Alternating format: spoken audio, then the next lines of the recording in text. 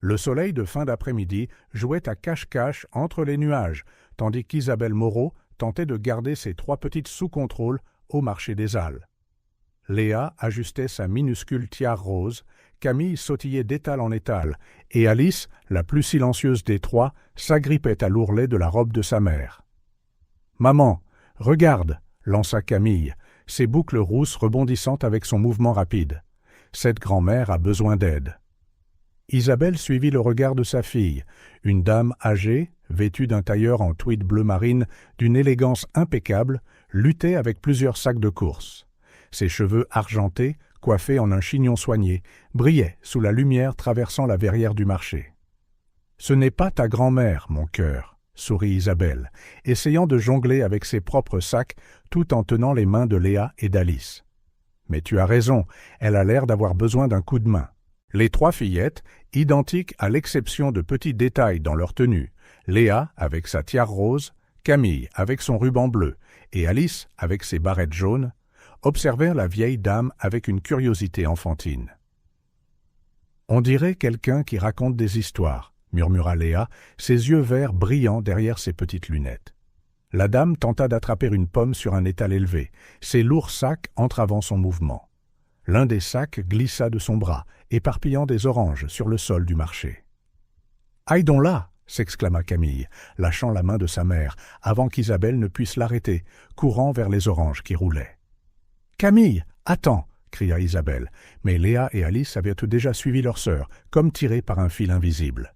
Les 3 fillettes de 5 ans se penchèrent, ramassant les oranges avec leurs petites mains. La vieille dame les regardait avec un sourire curieux sur les lèvres, ses yeux bleus brillant d'une lueur qui semblait plus que de l'amusement. Quels adorables petits anges! Sa voix était aussi douce que du velours, et vous vous ressemblez tellement. Vous devez être les triplés Moreau, n'est-ce pas? Isabelle, qui s'était précipitée, s'arrêta net. « Vous nous connaissez ?»« Oh oui !» sourit la vieille dame, son regard se posant affectueusement sur les filles. « Je suis Béatrice Dubois, mais tout le monde m'appelle Madame Béatrice. Je n'habite pas loin d'ici. » Les triplés encerclaient maintenant Madame Béatrice comme de petits papillons, fascinés par son collier de perles et la broche en forme de clé dorée qui maintenait son foulard. « Quelle belle clé !» s'exclama Léa, ses petits doigts pointant la broche. « Est-ce qu'elle est magique ?» demanda Alice dans un murmure, parlant pour la première fois. Madame Béatrice se pencha légèrement, ses yeux au niveau de ceux des filles. « Chaque clé est magique lorsqu'elle ouvre la bonne porte, mes chéris. » Isabelle observait l'interaction, partagée entre la prudence et la fascination. Il y avait quelque chose chez cette dame qui inspirait la confiance, malgré l'air de mystère qui l'entourait. « Laissez-moi vous aider avec ces sacs, » proposa Isabelle en tendant les mains. « Oh, ce serait merveilleux, » sourit Madame Béatrice. « En fait, je n'habite qu'à 2 rues d'ici. Ce serait un grand plaisir si vous pouviez m'accompagner. J'ai quelque chose de très spécial pour vos filles. » La marche jusqu'à la maison de Madame Béatrice fut remplie des rires des triplés qui racontaient à tour de rôle leurs petites aventures. Isabelle remarqua comment la vieille dame répondait à chaque histoire avec un intérêt sincère, distinguant parfaitement laquelle des 3 parlait, même quand elles changèrent de place. La maison était une imposante demeure bourgeoise du XIXe siècle, avec des vignes grimpant sur ses murs de briques apparentes et un petit jardin qui semblait tout droit sorti d'un conte de fées. Les filles poussèrent un cri de surprise à la vue des roses multicolores et des papillons dansant parmi les fleurs. « Entrez, entrez !» invita Madame Béatrice en ouvrant la lourde porte en chêne. L'intérieur de la maison était encore plus impressionnant. Des étagères croulant sous les livres tapissaient les murs et des objets curieux, globes anciens, horloges de toute taille, boîtes à musique, occupaient chaque surface disponible. Les triplés regardaient autour d'elles avec de grands yeux, leurs petites bouches formant des O parfaits d'admiration. « Veuillez laisser les sacs dans la cuisine, » indiqua Madame Béatrice. « Et ensuite, j'ai quelque chose de très spécial à vous montrer. » Pendant qu'Isabelle aidait à ranger les courses, les filles restèrent dans le salon principal, hypnotisées par une grande horloge à balancier qui produisait un son doux et rythmé. Madame Béatrice se dirigea vers un vieux bureau dans un coin de la pièce, ouvrant un tiroir avec une petite clé, pas si différente de celle qu'elle portait en broche. De l'intérieur, elle sortit une enveloppe de couleur crème, légèrement jaunie par le temps. « Isabelle » appela la dame, sa voix prenant un ton plus solennel. « Il y a 5 ans, j'ai fait une promesse. Aujourd'hui, je peux enfin la tenir. » Avec des mouvements délicats, elle leur montra l'enveloppe. Dessus, d'une écriture élégante et ancienne, étaient inscrits les mots « Pour Léa, Camille et Alice Moreau, quand les étoiles s'aligneront. » « Comment saviez-vous » demanda Isabelle, la voix tremblante.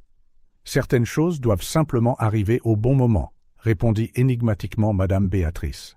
Elle se tourna vers les triplés qui la regardaient maintenant avec attention.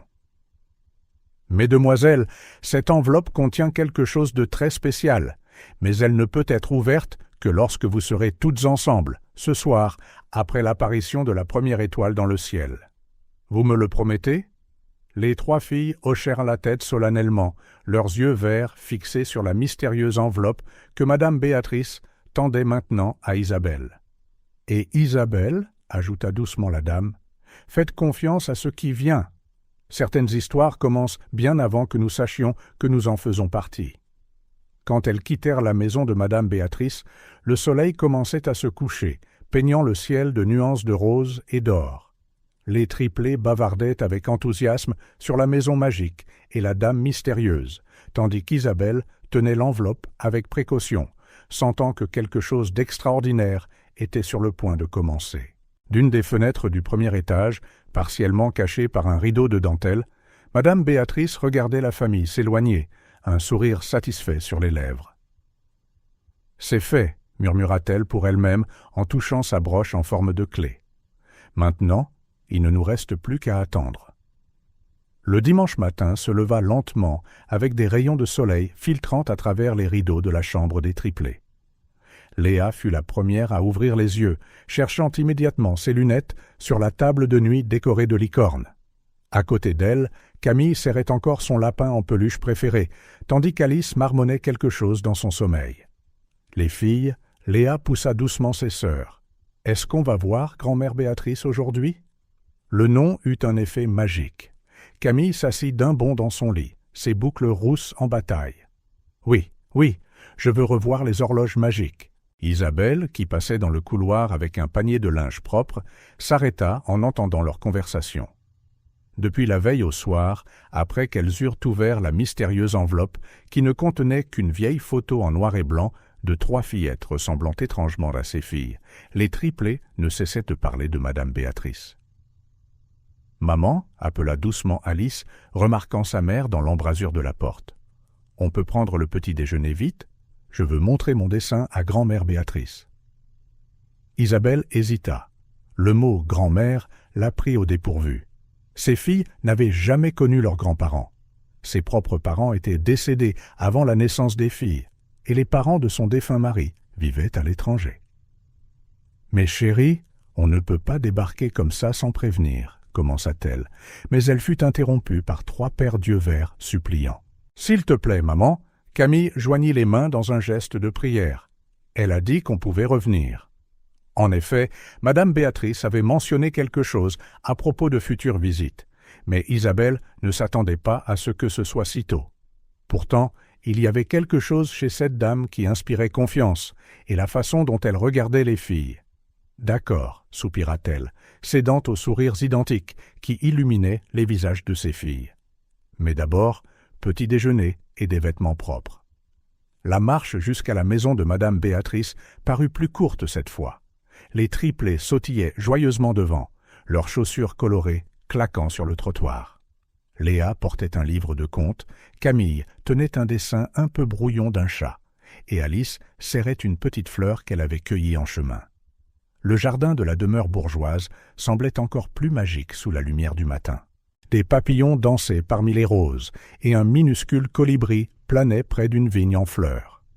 Avant qu'Isabelle ne puisse l'arrêter, Camille avait déjà couru jusqu'à la porte et appuyé sur la vieille sonnette en bronze. Le son mélodieux résonna à l'intérieur de la maison. Des pas feutrés s'approchèrent et la porte s'ouvrit, révélant madame Béatrice, vêtue d'une robe de soie bleu clair et portant la même broche en forme de clé. « Grand-mère » s'exclamèrent les trois à l'unisson, à la grande surprise d'Isabelle. Un doux sourire illumina le visage de la dame. Quelle charmante surprise! Elle regarda Isabelle dans les yeux. « Entrez, je vous en prie. Je viens de faire des biscuits au chocolat. » La mention de biscuits fit briller les yeux des filles. Bientôt, elles furent toutes installées dans le salon, les triplées assises sur un tapis persan moelleux, tandis qu'Isabelle occupait un fauteuil ancien. « Grand-mère Béatrice, » commença Léa en ajustant sérieusement ses lunettes. « Pourquoi vis-tu toute seule » Isabelle s'étouffa avec son thé. « Léa, ce n'est pas... »« C'est très bien, ma chère, » l'interrompit doucement madame Béatrice. Elle s'assit dans son fauteuil préféré, une pièce ancienne en bois foncé avec un revêtement de velours vert. « Tu vois, parfois la vie nous emmène sur des chemins différents de ceux que nous avions prévus. » Les triplés se rapprochèrent, sentant une histoire venir. Même Alice, normalement si timide, s'avança. « J'ai eu une très grande famille d'autrefois, » continua madame Béatrice, ses yeux bleus se perdant dans des souvenirs lointains. Un mari merveilleux, des enfants joyeux, une maison toujours remplie de rires. Mais le temps a sa propre façon de faire les choses. Elle fit une pause, touchant légèrement la broche en forme de clé sur sa poitrine. Mon mari est décédé il y a de nombreuses années. Mes enfants ont grandi et ont construit leur propre vie, loin d'ici. Maintenant, je n'ai plus que mon neveu, Antoine, qui me rend visite quand il peut. « Mais tu n'es pas triste ?» demanda Alice dans son murmure caractéristique. « Parfois, ma chère, surtout quand le silence devient trop bruyant, » sourit madame Béatrice, mais il y avait une pointe de mélancolie dans ses yeux. « Et j'avoue que je ne suis plus aussi agile qu'avant. Ses genoux ne sont plus ce qu'ils étaient, et parfois j'ai besoin d'aide pour les choses les plus simples. » Isabelle observait la conversation avec une boule dans la gorge. Il y avait une dignité tranquille dans la façon dont madame Béatrice parlait de sa solitude, sans apitoiement, juste une honnêteté sereine. « Mais vous savez ce qui me manque le plus ?» La dame se pencha en avant comme pour partager un secret. Raconter des histoires. Avoir de petites oreilles avides d'entendre les aventures que je garde ici. Elle fit un geste vers les murs tapissés de livres. « On peut écouter tes histoires !» s'exclama Camille en rebondissant sur place. « Et on peut être tes petites filles aussi ?» « Camille !» commença Isabelle, mais quelque chose dans l'expression de madame Béatrice l'arrêta. « Vous savez, » dit la dame, sa voix douce mais ferme, « on dit que la famille, ce n'est pas seulement celle dans laquelle on est, mais aussi celle que l'on trouve en chemin. Parfois, quand on s'y attend le moins, le destin nous accorde des liens qui semblent avoir toujours été là. » Elle se leva avec précaution, s'appuyant légèrement sur une canne qu'Isabelle remarquait maintenant près du fauteuil. « Venez avec moi, je veux vous montrer quelque chose. » Les triplés la suivirent comme des canetons, alors qu'elle les menait vers une bibliothèque particulière. Là, parmi de vieux livres et des boîtes décorées, se trouvaient des photographies dans des cadres en argent. L'une montrait une jeune madame Béatrice avec 3 petites filles. « C'étaient mes nièces, » expliqua-t-elle en touchant le verre avec tendresse. Elles étaient aussi des triplés. Elles sont parties trop tôt, dans un accident. Mais vous savez, je crois que parfois, l'univers a une façon spéciale de compléter des cercles que nous pensions brisés pour toujours. Isabelle sentit des larmes se former dans ses yeux, comprenant enfin le regard de reconnaissance qu'elle avait vu sur le visage de madame Béatrice la veille. « Alors, » commença Léa, son petit front plissé de concentration, « on peut vraiment être tes petites filles. Si votre maman le permet, » répondit madame Béatrice en regardant Isabelle avec un mélange d'espoir et de respect. Isabelle regarda ses filles, la lumière brillant dans leurs yeux, la façon dont elles s'étaient déjà liées à cette dame qui, la veille encore, était une parfaite inconnue. Elle regarda madame Béatrice avec sa dignité tranquille et son cœur manifestement immense. « Je pense, » dit enfin Isabelle, la voix étranglée par l'émotion, « qu'il y a toujours de la place pour plus de familles. » Les sourires qui illuminèrent la pièce à ce moment-là semblaient capables de chasser toute ombre de solitude restante dans cette vieille maison. Isabelle examinait les factures étalées sur la table de la cuisine pendant que les triplés dormaient dans la chambre adjacente. Leur petit appartement de 2 chambres au 3e étage d'un vieil immeuble du Marais était silencieux, à l'exception du tic-tac de l'horloge murale et du bourdonnement occasionnel du réfrigérateur. Ses doigts passèrent nerveusement dans ses cheveux roux, identiques à ceux de ses filles, alors qu'elle fixait l'avis de loyer en retard. Depuis qu'elle avait perdu son emploi dans une maison d'édition 3 mois plus tôt, en raison d'une restructuration, chaque jour était une nouvelle bataille pour joindre les 2 bouts. Elle pouvait voir la chambre des filles à travers la porte légèrement entr'ouverte. Léa dormait en serrant un livre de contes, ses minuscules lunettes soigneusement pliées sur la table de nuit. Depuis qu'elle avait appris ses premières lettres, il était impossible de la séparer des livres. Même à 5 ans, elle manifestait une curiosité insatiable pour le monde des mots, posant souvent des questions complexes qui prenaient Isabelle au dépourvu. Dans le lit du milieu, Camille avait repoussé les couvertures, ses bras et ses jambes étendus comme une étoile de mer. Même endormie, elle rayonnait d'énergie. Pendant la journée, elle était un petit tourbillon de joie et de mouvements constants, menant toujours les jeux et convainquant ses sœurs de se joindre à ses aventures improvisées. Son rire contagieux résonnait dans l'appartement, apportant de la lumière, même les jours les plus difficiles. Alice, la plus silencieuse des 3, dormait recroquevillée dans son lit, serrant sa couverture préférée. Pendant la journée, il était courant de la trouver en train d'observer silencieusement le monde avec ses grands yeux verts, absorbant chaque détail. Sa sensibilité était remarquable. Elle savait toujours quand quelqu'un était triste et avait une façon spéciale d'offrir du réconfort, même sans mots. Isabelle soupira, prenant une photographie froissée du tiroir de la cuisine. Dessus, un homme aux yeux verts souriait à côté d'une Isabelle plus jeune, enceinte. Jean-Pierre était décédé avant même de savoir qu'ils auraient des triplés, victimes d'un accident de voiture en se rendant au travail. Parfois, elle cherchait encore des traces de lui chez les filles. Elle les trouvait dans leurs yeux verts hérités, dans la curiosité de Léa, dans l'énergie de Camille, dans la gentillesse d'Alice. Le bruit de petits pas interrompit ses pensées. Léa apparut dans l'embrasure de la cuisine, se frottant les yeux sous ses lunettes. « Maman, je n'arrivais pas à dormir, » murmura-t-elle en traînant sa licorne en peluche sur le sol. Je pensais à grand-mère Béatrice. Isabelle ouvrit les bras et Léa courut sur ses genoux.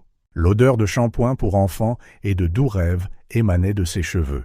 « À quoi pensais-tu, mon amour ?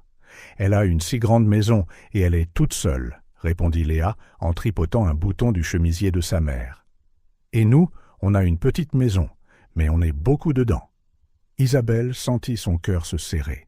Même à un si jeune âge, Léa percevait déjà les complexités de la vie. « Des maisons différentes ont des magies différentes, ma chérie, » répondit doucement Isabelle. « La nôtre est petite, mais elle est remplie d'amour et de bruit. » Une nouvelle voix retentit depuis l'embrasure de la porte. Camille se tenait là, son lapin en peluche pendant à l'envers dans sa main. Alice est réveillée aussi, mais elle est timide pour venir. Comme si elle était invoquée, une petite tête rousse apparut derrière Camille. Alice, serrant toujours sa couverture, regardait la scène avec curiosité. « Venez ici, mes petites » appela Isabelle en ouvrant plus grand les bras. En quelques secondes, elle fut entourée de ses 3 filles, chacune apportant sa propre énergie à ce câlin collectif. Léa, analytique même à ce moment-là, se positionnant pour qu'elles rentrent toutes. Camille, sautant pratiquement sur place, transformant le câlin en une mini-célébration. Alice, se blottissant silencieusement, apportant sa chaleur apaisante. « Maman » murmura Alice après un moment, sa voix à peine audible. « Pourquoi avais-tu l'air si triste en regardant ces papiers ?» Isabelle hésita. Comment expliquer des problèmes financiers à des enfants de 5 ans ? Parfois, maman doit s'occuper de problèmes d'adultes, commença-t-elle avec précaution. « C'est pour ça que tu ne vas plus au travail ?» demanda Camille, ses grands yeux curieux. « Oui, ma chérie. Mais bientôt, je trouverai un nouveau travail. »« Est-ce que ce sera près de la maison de grand-mère Béatrice ?» suggéra Léa, ses yeux brillants derrière ses lunettes. Alors, on pourrait lui rendre visite tous les jours. Isabelle sourit, malgré les soucis qui pesaient sur sa poitrine. Les triplés s'étaient rapidement attachés à madame Béatrice, et elle ne pouvait nier que la dame semblait avoir un effet positif sur ses filles. Léa lisait plus que jamais, fascinée par les vieux livres. Camille avait trouvé une auditrice patiente pour ses histoires sans fin, et Alice, étonnamment, semblait plus à l'aise pour s'exprimer en présence de la dame. « On verra ce que l'avenir nous réserve », répondit Isabelle en embrassant chacune de leurs petites têtes rousses. « Maintenant, que diriez-vous de retourner au lit? Demain est un autre jour. »« Avec une histoire ?» demanda Camille, rebondissant déjà d'excitation. « Juste une » accepta Isabelle en se levant, les trois s'accrochant à elle comme de petits singes. Alors qu'elle ramenait ses filles au lit, Isabelle ne put s'empêcher de penser à quel point la vie pouvait être imprévisible. Un moment, elle était enceinte et planifiait un avenir avec Jean-Pierre. Le lendemain, elle était une mère célibataire de triplés. Un jour, elle avait un emploi stable. Le suivant, elle faisait face à l'incertitude. Et maintenant, alors que les choses semblaient les plus sombres, arrivait une dame mystérieuse qui semblait avoir un rôle important à jouer dans leur vie. Installant les filles dans leur lit, Isabelle commença à raconter une histoire de 3 princesses magiques qui étaient identiques, mais chacune avec son propre pouvoir spécial. Léa écoutait attentivement, mémorisant probablement chaque détail. Camille interrompait l'histoire, suggérant des rebondissements extravagants. Alice souriait simplement, ses yeux brillant des possibilités que le conte présentait. Quand Isabelle retourna finalement à la cuisine, les factures étaient toujours là, sur la table, mais pour une raison quelconque, elles ne semblaient plus aussi effrayantes. C'était peut-être la chaleur du câlin de ses filles qui persistait, ou peut-être autre chose, un sentiment croissant que, d'une manière ou d'une autre, les choses s'arrangeraient. Isabelle rangea la photo de Jean-Pierre dans le tiroir et commença à organiser les papiers. Demain serait un autre jour, et elle devait rester forte pour ces 3 petites merveilles. Après tout, comme elle le disait toujours aux filles, les meilleures histoires sont celles qui nous surprennent à la fin. On sonna à la porte un mardi après-midi, alors qu'Isabelle tentait de convaincre Camille de finir ses légumes. Léa avait déjà terminé son déjeuner et lisait un livre illustré, tandis qu'Alice organisait silencieusement ses petits pois en petits groupes dans son assiette. « Qui cela peut-il bien être ?» murmura Isabelle en s'essuyant les mains sur son tablier. Elle n'attendait personne, et de toute façon, toutes les factures étaient en retard. En ouvrant la porte, elle se trouva face à Antoine Dubois, le neveu de madame Béatrice, tenant une élégante enveloppe de couleur crème. « Bonjour, madame Moreau, » dit-il avec un sourire doux, ses yeux bleus identiques à ceux de sa tante. « J'espère que je ne dérange rien. »« Antoine !» crièrent 3 voix d'enfants à l'unisson. Les triplés coururent vers la porte, abandonnant complètement leur déjeuner. « Bonjour, les petites !» Antoine s'agenouilla à leur niveau. « J'ai apporté une invitation spéciale de la part de tante Béatrice. » Les yeux des filles pétillèrent. Léa ajusta ses lunettes, Camille se mit à sauter d'excitation, et Alice s'agrippa à la jambe de sa mère, observant le tout avec intérêt.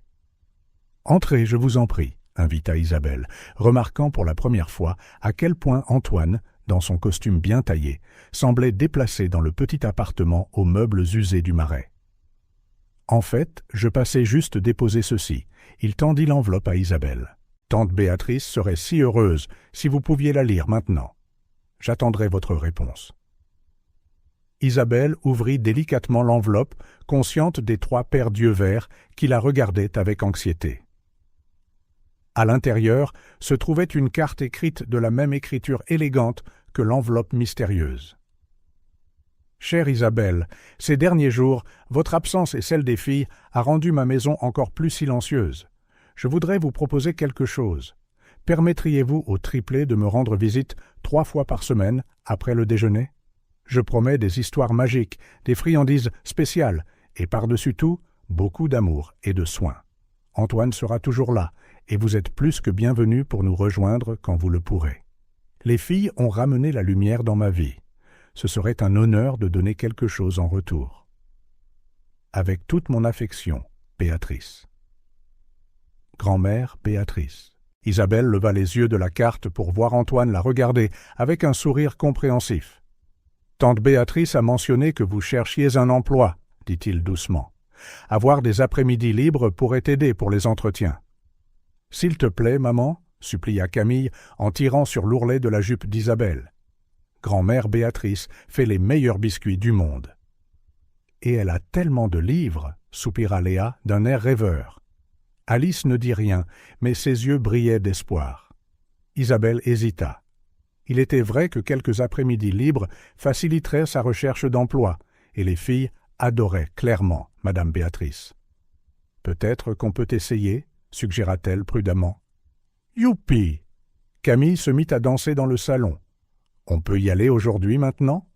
Antoine rit. « Que diriez-vous de commencer demain à 14 heures? Je peux venir les chercher et les ramener à 17 heures. »« Ne vous donnez pas toute cette peine, » commença Isabelle, mais Antoine l'interrompit gentiment. « S'il vous plaît, ce serait un plaisir. » De plus, tante Béatrice a insisté. Elle est très excitée par les préparatifs de demain. Les triplés commencèrent immédiatement à planifier le lendemain. Léa voulait apporter son livre préféré pour le montrer à Madame Béatrice. Camille ne cessait de parler de tous les jeux qu'elle jouerait, et Alice souriait, serrant fort sa couverture de sécurité. Demain, alors, accepta finalement Isabelle. Après le départ d'Antoine, les filles pouvaient à peine contenir leur excitation. Elles passèrent le reste de l'après-midi à décider quels vêtements porter et quels jouets apporter. Maman appela doucement Alice alors qu'Isabelle les préparait pour le bain. « Tu penses que grand-mère Béatrice nous racontera l'histoire de sa broche en forme de clé et nous montrera les horloges magiques ?» ajouta Camille en éclaboussant de l'eau partout. « Et lira les vieux livres ?» termina Léa en essuyant ses lunettes embuées par la vapeur. Isabelle regardait ses trois petites, si différentes, mais si semblables. Léa, toujours curieuse et avide de connaissances. Camille, débordant d'énergie et de joie.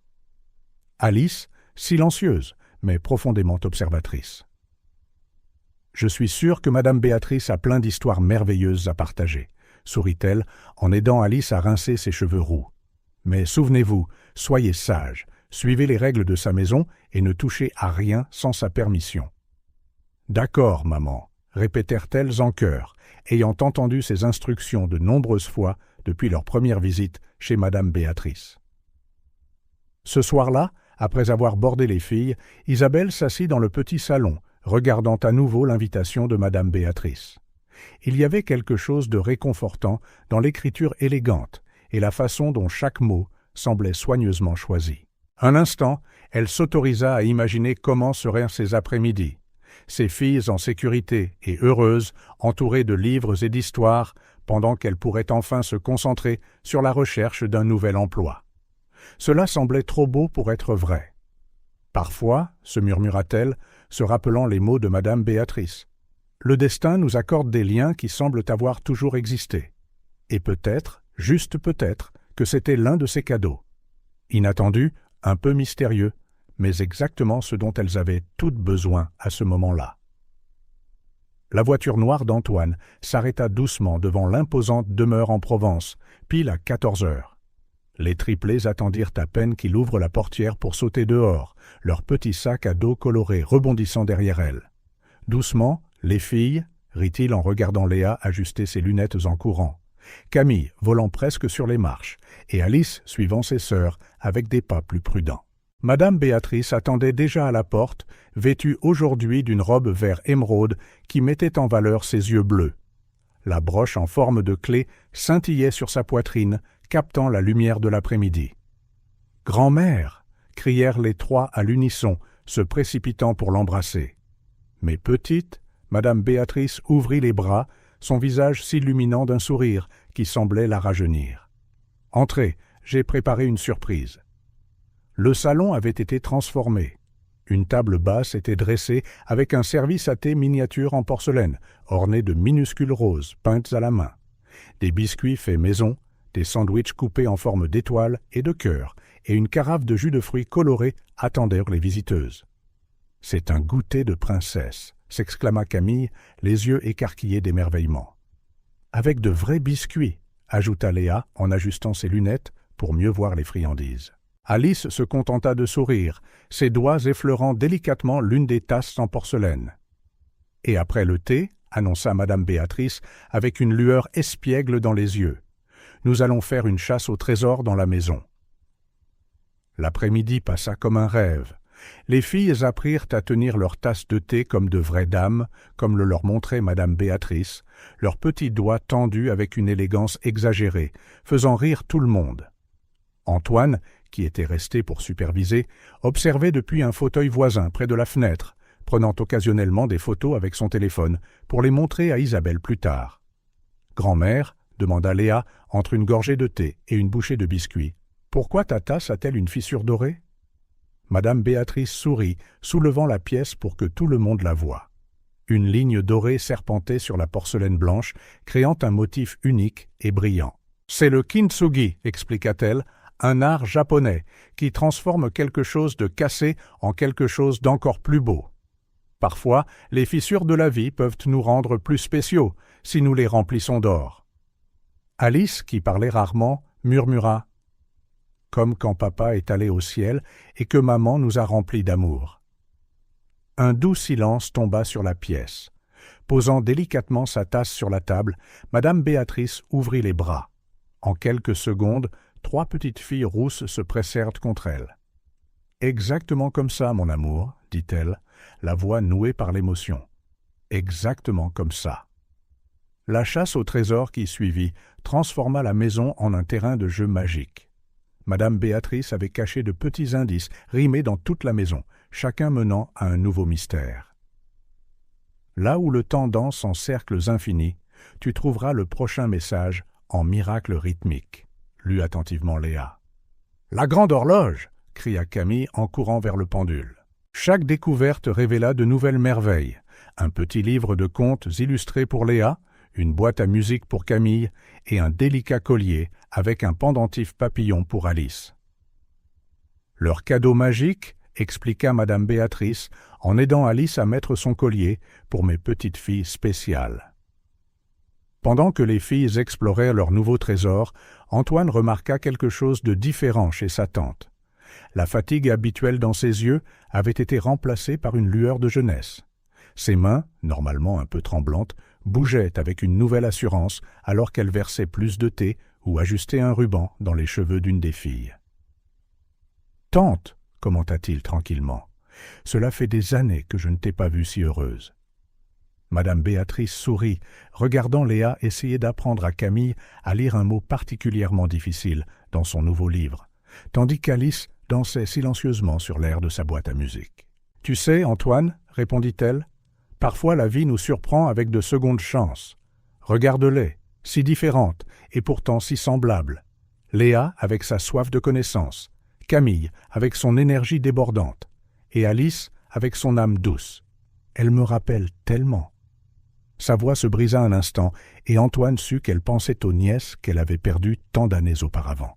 « Le passé ne revient pas, tante, » dit-il doucement, « mais l'avenir peut toujours nous apporter de nouvelles joies. »« Et quelle joie, mon cher !» sourit-elle en essuyant discrètement d'une larme. « Quelle joie !» Quand il fut temps de partir, les filles eurent du mal à l'accepter. Chacune avait encore une histoire à entendre, une autre question à poser, un autre câlin à donner. « On revient après-demain, n'est-ce pas ?» demanda Léa, serrant son nouveau livre contre sa poitrine. « Avec plus d'histoire » ajouta Camille, sa boîte à musique tintant dans son sac à dos. Alice se contenta de serrer Madame Béatrice une dernière fois, son nouveau collier brillant doucement. « Je vous attendrai, mes petites, » promit Madame Béatrice en embrassant chaque tête rousse. « Et peut-être que la prochaine fois, nous pourrons explorer le grenier magique. » Les yeux des triplés brillèrent à la promesse de nouvelles aventures. Après qu'Antoine soit parti avec les filles, Madame Béatrice s'assit dans son fauteuil préféré. Le silence de la maison semblait maintenant différent. Ce n'était plus une solitude, mais une attente paisible, comme si les vieux murs gardaient les échos des rires de la journée, attendant avec impatience la prochaine visite. Elle toucha la broche en forme de clé sur sa poitrine, un doux sourire sur les lèvres. Pendant des années, elle avait gardé tant d'histoires, tant de secrets, tant d'amour sans personne avec qui les partager. Maintenant, enfin, elle avait trouvé les cœurs parfaits pour recevoir toute cette magie. « Merci » murmura-t-elle à l'univers, tandis que le soleil couchant projetait des tons dorés à travers la pièce, faisant briller les fissures de sa tasse de thé comme des étoiles. Les mardis, jeudis et samedis devinrent des jours particulièrement attendus dans la maisonnée Moreau. Les triplés se réveillaient plus tôt ces jours-là, choisissant avec soin leur tenue pour rendre visite à Madame Béatrice. Léa choisissait toujours un livre différent à emporter. Camille planifiait de nouveaux jeux. Et Alice? Eh bien, Alice souriait simplement, ne quittant jamais son collier de papillons. Un de ces jeudis après-midi, tandis qu'une douce pluie tapotait contre les fenêtres de la demeure provençale, Madame Béatrice observait ses petites visiteuses avec un cœur débordant de joie. Léa était installée dans un fauteuil en velours, ses lunettes reflétant la lumière douce alors qu'elle lisait à haute voix pour tout le monde. Camille, exceptionnellement calme, était allongée sur le tapis persan, dessinant dans un carnet qu'elle avait reçu en cadeau. Alice était assise aux pieds de Madame Béatrice, ses petites mains occupées par un simple projet de broderie que la dame lui enseignait. Et ainsi, lut attentivement Léa, la petite fée découvrit que sa véritable magie était dans son cœur. Elle ferma le livre avec satisfaction. « Grand-mère, tu penses que la vraie magie existe ?» Madame Béatrice sourit, ses doigts jouant avec la broche en forme de clé. « La magie est partout, ma chère. Elle est dans les histoires que nous partageons, les rires que nous échangeons, et l'amour qui grandit chaque jour. »« Comme la magie qui fait que maman sourit plus maintenant ?» demanda doucement Alice, sans lever les yeux de sa broderie. « Exactement, » acquiesça Madame Béatrice, échangeant un regard significatif avec Antoine, qui, comme d'habitude, était là, cette fois-ci, organisant de vieilles photos dans un album. Ces visites avaient établi une routine confortable. Elles commençaient toujours par un goûter spécial. Madame Béatrice semblait avoir une réserve inépuisable de délicieuses recettes. Ensuite, il y avait toujours une nouvelle activité à découvrir. « Tu te souviens du jour du théâtre d'ombre ?» demanda Camille en se relevant du tapis avec son dessin. C'était le meilleur jour. Tout le monde sourit en se rappelant comment ils avaient transformé la bibliothèque en un théâtre improvisé, utilisant des draps blancs et des lampes de poche pour raconter des histoires. Camille avait été la directrice enthousiaste, Léa écrivait les scénarios, et Alice avait surpris tout le monde par son habileté à créer de délicates formes d'ombres avec ses mains. « Et le jour du pique-nique secret dans le jardin d'hiver ?» ajouta Léa, ses yeux brillants derrière ses lunettes. Le jardin d'hiver, une annexe en verre et en fer de la maison, était devenu l'un des endroits préférés des filles. Madame Béatrice y conservait une impressionnante collection de plantes exotiques et chaque visite révélait une nouvelle découverte. « Mesdemoiselles » appela Madame Béatrice en se levant prudemment de son fauteuil. « Que diriez-vous d'explorer le grenier aujourd'hui ? Je pense qu'il est temps de vous montrer quelque chose de très spécial. » Les trois paires d'yeux s'écarquillèrent. Le grenier avait été mentionné plusieurs fois, toujours décrit comme un lieu plein de mystères et de trésors, mais il était resté inexploré jusqu'à présent. Antoine se précipita pour aider sa tante avec l'échelle menant au grenier, tandis que les filles pouvaient à peine contenir leur excitation. Quand la trappe fut ouverte, un tout nouveau monde se révéla à elle. Le grenier était un espace vaste, éclairé par des lucarnes qui laissaient entrer la douce lumière d'un après-midi pluvieux. De vieilles malles, des miroirs drapés de tissu blanc et des étagères remplies d'objets curieux remplissèrent l'espace. Mais ce qui attira le plus l'attention des triplés fut une grande armoire en chêne sculptée, placée sous l'une des lucarnes. « Ceci, dit Madame Béatrice, sa main caressant doucement le bois ancien, était l'armoire magique de mes nièces. » D'un mouvement fluide, elle ouvrit les portes, révélant un trésor de vieilles robes, de chapeaux décorés et de costumes de toutes les couleurs. « Chaque pièce ici raconte une histoire, » continua-t-elle en sortant une robe de soie bleue délicatement brodée d'étoiles. Celle-ci, par exemple, a été portée lors d'une pièce de théâtre très spéciale il y a de nombreuses années. Les filles s'approchèrent avec respect, leurs petites mains touchant délicatement les tissus. « On peut les essayer ?» demanda Camille, ses yeux fixés sur une robe rouge à volants dorés. « Bien sûr, mes amours. Après tout, les vêtements magiques ont besoin de nouvelles aventurières pour continuer à vivre. » Ce qui suivit fut un après-midi de transformation et de rire. Léa choisit une robe vert émeraude qui lui donnait l'air d'une jeune professeure d'enchantement. Camille tourbillonna sans cesse dans sa robe rouge, se déclarant la reine des fées. Alice, après mûre réflexion, choisit une délicate robe lilas qui s'accordait parfaitement avec son collier de papillons. Antoine prit des photos de tout avec son appareil, capturant des moments de pure joie et de magie. Il remarqua à quel point sa tante semblait plus forte, plus vivante, quand elle était avec les filles. Le tremblement de ses mains avait presque disparu alors qu'elle aidait à nouer un ruban ou à ajuster un chapeau. « Grand-mère » appela Léa, ajustant ses lunettes sous un chapeau décoré de plumes. « Pourquoi as-tu gardé toutes ces choses ?» Madame Béatrice s'assit dans un vieux fauteuil, sa robe vert émeraude bruissante avec le mouvement. « Parce que, ma chère, certaines choses sont trop précieuses pour être oubliées. Chaque pièce ici contient des souvenirs, des rêves, des moments de bonheur qui méritent d'être partagés à nouveau. »« Comme une histoire sans fin ?» demanda Alice, en tournant doucement dans sa robe lilas. « Exactement !» sourit Madame Béatrice, les yeux brillants d'émotion. « Et maintenant, vous trois, vous ajoutez vos propres chapitres à cette histoire. » L'après-midi passa à toute vitesse, rempli de défilés de modes impromptus, d'histoires inventées sur le vif et de beaucoup de photos. Quand il fut temps de partir, les filles enlevèrent à contre-cœur les robes magiques. « Elles seront là à vous attendre, » promit Madame Béatrice, avec de nombreux autres trésors que nous découvrirons encore ensemble. Sur le trajet du retour en voiture avec Antoine, les triplés parlaient avec enthousiasme de leurs aventures. Léa planifiait déjà quel livre correspondait à chaque robe, Camille inventait de nouvelles histoires à jouer, et Alice tenait un petit ruban lilas que Madame Béatrice lui avait donné. Antoine sourit, pensant à la façon dont la vie avait des manières mystérieuses de guérir de vieilles blessures. Sa tante, qui avait vécu si longtemps entourée seulement de souvenirs, avait maintenant son monde rempli de rires, de câlins et de la magie que seule l'innocence enfantine peut apporter. Dans sa demeure, Madame Béatrice s'assit dans son fauteuil préféré, sa broche en forme de clé brillant dans le crépuscule. Le silence, qui pesait autrefois lourdement, semblait maintenant léger, rempli d'échos de rires et de la promesse de moments plus spéciaux à venir. Elle savait dans son cœur que ces trois petites filles avaient apporté plus que de la joie dans sa vie.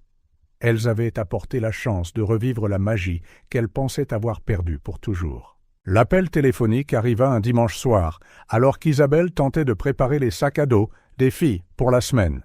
Sa sœur aînée, Valérie, semblait préoccupée à l'autre bout du fil. « Isabelle, il faut qu'on parle de cette situation avec les triplés », commença Valérie sans détour. « Maman est très inquiète, et moi aussi. » Isabelle soupira, s'asseyant sur le bord de son lit. Depuis le couloir, elle pouvait entendre les rires des filles qui jouaient dans le salon. Léa lisait probablement une histoire, Camille dramatisait chaque mot, et Alice absorbait tout en silence. « Quelle situation, Valérie ?» demanda-t-elle, bien qu'elle sût déjà la réponse. Toute cette histoire de laisser les filles avec une inconnue 3 fois par semaine. « Isabelle, tu connais à peine cette femme. Ça fait quoi, 2 mois ?»« Madame Béatrice n'est pas une inconnue, » répondit Isabelle en essayant de rester calme. « Antoine, son neveu, est toujours là. Les filles sont plus heureuses que jamais. »« Mais c'est justement ça le problème, » insista Valérie. « Elles s'attachent trop. Camille ne parle que de grand-mère Béatrice. Léa a reçu plus de livres en 2 mois que nous n'aurions pu en acheter en 1 an. Et Alice ? Eh bien, as-tu remarqué comment elle a changé ?» Isabelle jeta un coup d'œil à la porte de la chambre, où Alice apparut soudainement, serrant son collier de papillon d'une main et sa couverture préférée de l'autre. « Maman, » demanda doucement Alice, « je peux montrer ma nouvelle broderie à grand-mère Béatrice demain ?»« Bien sûr, ma chérie, » sourit Isabelle. « Va te préparer pour ton bain, j'arrive tout de suite. » Après le départ d'Alice, Isabelle retourna au téléphone. « Oui, Valérie, j'ai remarqué comment Alice a changé. Elle est plus confiante, plus bavarde. Elles s'épanouissent toutes. Mais qu'en est-il de quand cette femme... Eh bien, tu sais, elle n'est pas jeune, Isabelle. Qu'arrivera-t-il aux filles si... »« S'il te plaît, » l'interrompit Isabelle, la voix tremblante, « ne créons pas de problème avant qu'il n'existe. » Le silence tomba sur la ligne, brisé seulement par les bruits lointains de la maison de Valérie, son mari l'appelant, ses 2 adolescents, se disputant à propos de quelque chose. « On est juste inquiet », dit finalement Valérie, son ton plus doux. « Depuis, Jean-Pierre ? Eh bien, tu as tout porté seul. On ne veut pas te voir souffrir, ni les filles. » Isabelle ferma les yeux, se souvenant de la première fois où elle était entrée dans la demeure provençale, du thé servi dans des tasses aux fissures dorées, des histoires sur la façon dont ce qui est brisé peut parfois devenir encore plus beau. « Je sais que c'est difficile à comprendre, » commença-t-elle, choisissant ses mots avec soin. « Mais ce lien avec Madame Béatrice, ce n'est pas juste avoir quelqu'un pour garder les filles pendant que je cherche du travail. C'est une question de famille, Valérie. La famille que l'on choisit et qui nous choisit en retour. » Dans le salon, Camille se mit à chanter une des chansons qu'elle avait apprises de Madame Béatrice, quelque chose sur des étoiles dansantes et des rêves dorés. Léa la rejoignit bientôt, sa voix plus calme, mais tout aussi enthousiaste. « Et nous alors ?» demanda Valérie. « Ta vraie famille. Et vous le serez toujours, » assura Isabelle. « Mais peut-être qu'il y a de la place pour plus d'amour dans nos vies. Tu devrais venir la rencontrer, Valérie. Amène maman aussi. » La suggestion resta en suspens un instant, jusqu'à ce que Valérie soupire. Peut-être le week-end prochain. Après avoir raccroché, Isabelle alla retrouver ses filles. Elles étaient maintenant dans la salle de bain, Camille donnant une performance endiablée avec le savon en guise de micro, tandis que Léa et Alice regardaient, totalement captivées. « Maman !» appela Léa, ajustant ses lunettes embuées par la vapeur. « Est-ce que tante Valérie est toujours fâchée contre grand-mère Béatrice ?» Le cœur d'Isabelle se serra. Bien sûr, elles avaient senti la tension des dernières semaines. Ces petites étaient bien plus observatrices que n'importe quel adulte. « Non, ma chérie, » répondit-elle en commençant à remplir la baignoire. « Tante Valérie est juste inquiète parce qu'elle vous aime beaucoup.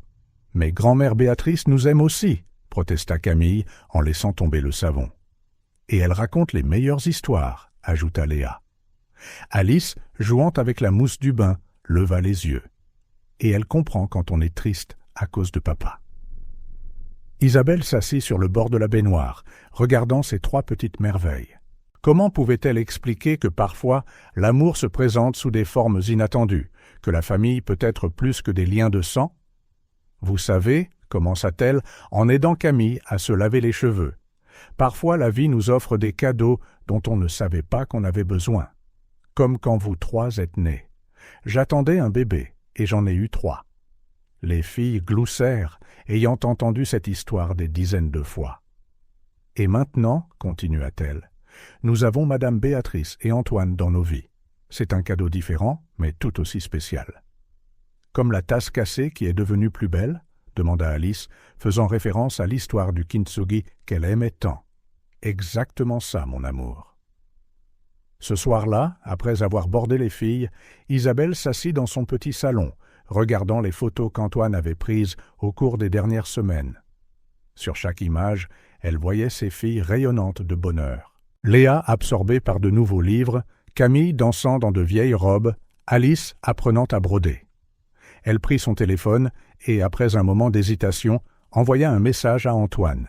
« Votre tante serait-elle d'accord pour recevoir plus de visiteurs samedi prochain ? Ma sœur et ma mère aimeraient la rencontrer. » La réponse arriva presque immédiatement. Tante Béatrice serait honorée. Elle a dit qu'elle préparerait quelque chose de spécial. Isabelle sourit, imaginant comment serait cette rencontre. Elle connaissait sa mère et sa sœur. Elle savait que quelques minutes avec Madame Béatrice leur feraient comprendre ce qu'elle avait fini par voir. Que parfois, le destin a des manières mystérieuses de compléter nos familles. Et peut-être, juste peut-être, que ce n'était que le début de quelque chose d'encore plus grand, quelque chose qui transformerait non seulement la vie des triplés, mais celle de tous ceux qui les entouraient, comme des ondes se propageant sur un lac, touchant chaque rive d'une magie particulière. Le samedi après-midi arriva avec une douce pluie, transformant le jardin de la demeure provençale en une scène encore plus enchanteresse. Les gouttes de pluie faisaient briller les roses, comme si elles étaient couvertes de minuscules diamants, et l'air était parfumé à l'arôme de biscuits fraîchement cuits. Madame Béatrice était dans son jardin d'hiver, les triplés autour d'elle, alors qu'elle triait une vieille boîte de photographie. Antoine était allé chercher Isabelle, qui se joindrait également à la visite d'aujourd'hui, laissant les 4 seuls pour la première fois. « Grand-mère » demanda Léa en ajustant ses lunettes pour mieux voir une photo jaunie. « Qui sont ces filles ?» La photo montrait 3 fillettes, toutes portant des robes et des rubans identiques dans les cheveux, posant devant un vieux carrousel. Madame Béatrice toucha l'image avec tendresse, ses doigts traçant doucement les silhouettes. « C'étaient mes nièces, dit-elle doucement. Alice, Béatrice et Clara. Elles étaient des triplés, tout comme vous. » Camille, allongée sur le ventre sur le tapis persan, leva la tête avec intérêt. « Comme nous ? » ?»« Oui, ma chérie. Et tu sais ce qui est spécial ? Elles étaient exactement comme vous 3. Alice aimait les livres, tout comme toi, Léa. Béatrice ne tenait pas en place, inventant toujours de nouveaux jeux, tout comme toi, Camille. Et Clara ? Elle sourit à Alice, qui était assise tranquillement à ses côtés. Clara avait une âme douce et observatrice, tout comme toi, Alice. Les filles se rapprochèrent, fascinées par l'histoire. Alice toucha doucement la main de Madame Béatrice, remarquant avec quelle précaution elle tenait la photo. « Qu'est-ce qui leur est arrivé, grand-mère » demanda doucement Léa. Madame Béatrice prit une profonde inspiration, sa broche en forme de clé scintillant sous la lumière diffuse entrant dans le jardin d'hiver. Elles sont parties pour une grande aventure dans le ciel il y a de nombreuses années. Mais vous savez, je crois qu'elles vous ont envoyées à moi. Comme par magie ? Demanda Camille, les yeux pétillants. La magie la plus puissante de toutes, la magie de l'amour. Alice, qui parlait rarement sans y être invitée, murmura « Comme papa qui veille sur nous depuis le ciel. » Exactement comme ça, mon amour. Madame Béatrice attira les 3 filles dans une étreinte serrée. Et parfois, quand l'amour rencontre l'amour, des choses merveilleuses se produisent. Elle se leva avec précaution, se dirigeant vers une vieille malle dans un coin du jardin d'hiver. « Venez, je veux vous montrer quelque chose de spécial. » De la malle, elle sortit 3 petites boîtes à musique, chacune magnifiquement fabriquée en bois et en métal. Celles-ci appartenaient à mes nièces. Chacune joue une mélodie différente, mais lorsqu'on les joue ensemble, elles créent une mélodie complète. Léa reçut la boîte sculptée de livres et de plumes, celle de Camille était décorée d'oiseaux dansants et de fleurs, et celle d'Alice avait de délicats papillons en relief. « Ouvrez-les » encouragea Madame Béatrice. Lorsque les 3 boîtes furent ouvertes en même temps, une mélodie douce et complexe emplit l'air. C'était comme si le jardin d'hiver lui-même retenait son souffle pour écouter. « C'est la plus belle musique du monde » murmura Alice, les yeux remplis de larmes. « C'est la musique de notre famille » sourit Madame Béatrice en essuyant une larme discrète. L'ancienne et la nouvelle, la triste et la joyeuse, tout en une seule mélodie. Juste à ce moment, Isabelle et Antoine arrivèrent au jardin d'hiver, s'arrêtant à l'entrée pour observer la scène. Isabelle sentit son cœur se serrer à la vue de ses filles, si parfaitement en phase avec Madame Béatrice, comme si elles avaient toujours appartenu à cet endroit. « Maman !» Camille fut la première à remarquer sa présence. « Viens écouter la musique de notre famille. » Isabelle s'approcha, rejoignant le cercle qu'elle formait. Les boîtes à musique continuaient leur douce mélodie, créant une atmosphère presque magique dans l'espace. Madame Béatrice nous parlait des autres triplés, expliqua Léa, les yeux brillants de fascination. Elles étaient comme nous. Et maintenant, ce sont des anges qui nous ont envoyés à grand-mère, ajouta Alice, sa petite voix assurée. Isabelle regarda Madame Béatrice, voyant comment la dame souriait à travers des yeux remplis de larmes. « Merci », dit-elle simplement, sachant que tout autre mot serait superflu. « Non, ma chère », répondit Madame Béatrice en lui prenant la main. « C'est moi qui vous remercie. Vous avez ramené la musique dans ma vie. » Antoine, qui avait observé depuis l'entrée, commença discrètement à prendre des photos. Il captura le moment où Léa redressa ses lunettes pour lire l'inscription sur sa boîte à musique, où Camille se mit à danser doucement sur la mélodie, et où Alice se rapprocha de Madame Béatrice, son collier de papillons captant la lumière. « Grand-mère » appela Léa après un moment, « pouvons-nous entendre d'autres histoires sur Alice, Béatrice et Clara ?»« Bien sûr, mes amours. Que diriez-vous de commencer par le jour où elles ont découvert le grenier magique pour la première fois? Les triplés s'installèrent dans leur position préférée pour écouter des histoires. Léa s'assit bien droite avec un petit carnet. Camille s'allongea sur le ventre, le menton dans les mains, et Alice se blottit contre Madame Béatrice. L'après-midi passa comme un rêve, les histoires s'entrelaçant avec la musique, les rires se mêlant à quelques larmes douces et les vieux souvenirs fusionnant avec de nouveaux moments. Isabelle regardait tout cela, le cœur débordant de gratitude pour ce cadeau inattendu que le destin leur avait offert. Quand la pluie cessa enfin, un arc-en-ciel apparut dans le ciel, visible à travers le plafond de verre du jardin d'hiver. Les triplés coururent pour le voir, leurs exclamations de joie résonnant dans l'espace. « Regardez !» s'exclamèrent-elles. « Ce sont les mêmes couleurs que nos boîtes à musique. » En effet, les teintes douces qui décoraient chaque boîte semblaient peintes à travers le ciel, comme si l'univers lui-même voulait participer à ce moment spécial. « Vous savez, » commenta doucement Madame Béatrice à Isabelle en regardant les filles, « pendant des années, j'ai gardé ces boîtes à musique, attendant le bon moment pour les partager à nouveau. Je pense qu'elles attendaient simplement les bonnes personnes pour jouer leur mélodie. » Isabelle serra doucement la main de la dame. « Et nous attendions quelqu'un pour nous montrer qu'une famille peut prendre de nombreuses formes. » Antoine captura une dernière photo, les triplés encadrés par l'arc-en-ciel, leurs boîtes à musique ouvertes dans leurs mains, tandis que Madame Béatrice et Isabelle les regardaient avec amour. C'était une image qui capturait parfaitement l'essence de ce moment. L'union du passé et du présent, de la tristesse et de la joie, des pertes et des rencontres, le tout transformé en une nouvelle et belle mélodie. La matinée commença par une surprise. Isabelle, qui avait passé la nuit à réviser des CV et à répondre à des offres d'emploi, trouva une enveloppe de couleur crème sous sa porte.